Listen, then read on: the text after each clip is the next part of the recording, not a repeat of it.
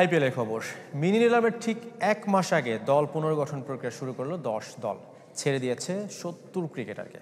এই তালিকায় আছে ম্যাক্সওয়েল, আন্দ্রে রাসেল, ডুপ্লেসি, ডিককের মতো তারকারা। সবচেয়ে বেশি 64 কোটি রুপি বাঁচিয়েছে কলকাতা নাইট রাইডার্স। 10 দল মিলে 16 ডিসেম্বরের নিলামে খরচ করতে পারবে 238 কোটি রুপি। মিনি নিলামের বাকি আরও এক মাস। এর আগে দল গুছাতে ব্যস্ত ফ্র্যাঞ্চাইজিগুলো। শনিবার ক্রিকেটার ধরে রাখার শেষ দিন ছিল, সঙ্গে আন্তঃদল বদলও। রবীন্দ্র জাদেজার সাথে 12 বছরের সম্পর্ক ছিন্ন করেছে চেন্নাই সুপার কিংস। এই বাঁহাতি স্পিনার এবং ইংলিশ অলরাউন্ডার স্যাম ক্যারেনের পরিবর্তে রাজস্থান রয়্যালস থেকে দলে টেনেছে সঞ্জু স্যামসনকে। মোহাম্মদ শামিকে সানরাইজার্স হায়দ্রাবাদ থেকে নিয়েছে লখনৌ সুপার জায়ান্টস। এছাড়াও ঠিকানা পরিবর্তন হয়েছে নীতিশ রানা, মায়াঙ্ক মারখান্ডে, ডনোভান ফেরেইরাদের।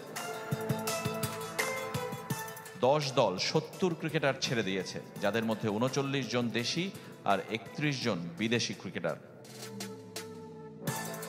যে তালিকায় আছে Glenn Maxwell, Josh Inglis, Andre Russell, Quinton de Kock, David Miller, Liam Livingstone, Faf du Plessis, Adam Zampa, Mujibur রহমানের মতো টি-20-র বিশ্ব তারকারা। কিন্তু বয়স আর চাহিদা বিবেচনায় কঠিন সিদ্ধান্ত নিতে হয়েছে দলগুলোকে। তবে মিনি নিলামে আরও একবার সুযোগ পাবেন এসব ক্রিকেটার। সবচেয়ে বেশি 9 জনকে ছেড়ে দিয়েছে কলকাতা নাইট রাইডার্স, আর তাতেই তাদের বেঁচে যাওয়া টাকাটাও বেড়েছে অনেক। 64 কোটি 30 লাখ রুপি খরচ করতে পারবে মিনি নিলামে। এরপর চেন্নাই 43 কোটি 40 লাখ।